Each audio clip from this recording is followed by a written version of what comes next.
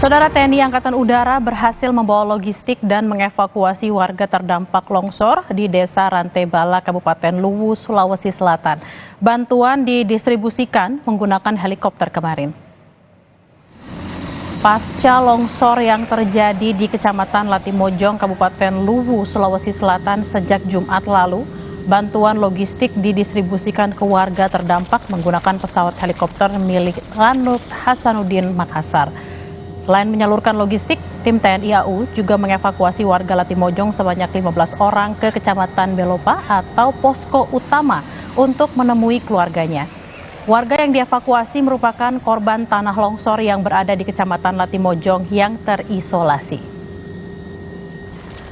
Untuk mengetahui kondisi terkini banjir dan longsor yang terjadi di Luwu, Sulawesi Selatan, kita terhubung dengan jurnalis Kompas TV Amran Amir.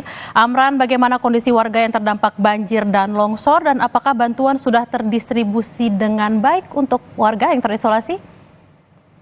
Ya, baik. Selamat siang Bella dan saudara. Memang hari ini kondisi warga pasca banjir untuk daerah-daerah yang tergenang banjir, kondisinya sudah membaik atau air sudah surut sejak beberapa hari ini.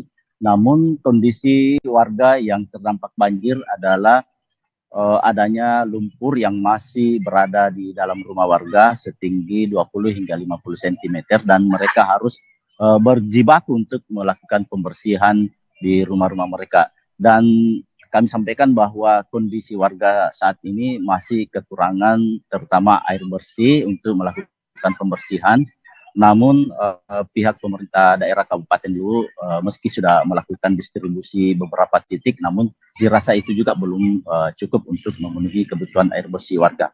Kemudian untuk daerah yang terdampak longsor, hari ini tim SAR gabungan atau tim evakuasi terus melakukan proses evakuasi dan membawa logistik ke daerah-daerah terutama yang di daerah pegunungan, karena memang di daerah pegunungan atau di Kecamatan Latimojong ini ada beberapa desa yang terisolasi akibat dari jembatan dan jalan putus akibat longsor beberapa waktu yang lalu. Dan hari ini tim masih bergerak membawa logistik ke lokasi baik yang lewat udara maupun lewat darat.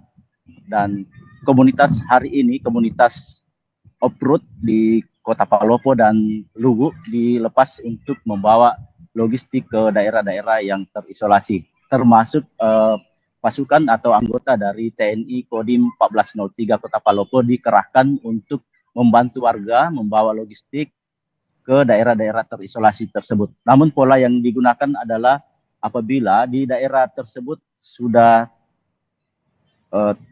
terhalang dengan longsor, maka pasukan tersebut akan berjalan kaki membawa logistik ke rumah-rumah warga atau di posko yang tersedia di Kecamatan Latimojong, Bella. Amran, untuk infrastruktur, apakah tim gabungan sudah mulai melakukan pembersihan agar warga bisa beraktivitas normal? Ya, untuk infrastruktur ada beberapa infrastruktur sudah terus digenjot untuk dilakukan pembersihan seperti Jalan Trans Sulawesi. Pihak PUPR sudah melakukan pembersihan atau perbaikan jalan sejak minggu kemarin, termasuk personil dari Kepolisian Polres Kota Palopo dan Kabupaten Luwu memasuki rumah-rumah warga atau perkampungan warga melakukan pembersihan seperti rumah ibadah, sekolah dan beberapa tempat-tempat yang dianggap vital, Bella.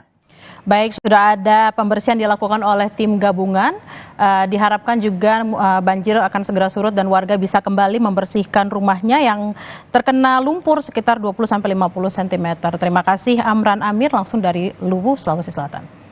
Kita ke informasi usai jeda, saudara. Kementerian Komunikasi Israel menggeruduk kantor jaringan berita satelit Al Jazeera di Yerusalem. Tak cuma Al Jazeera, kantor berita lain juga ditutup pemerintah Israel.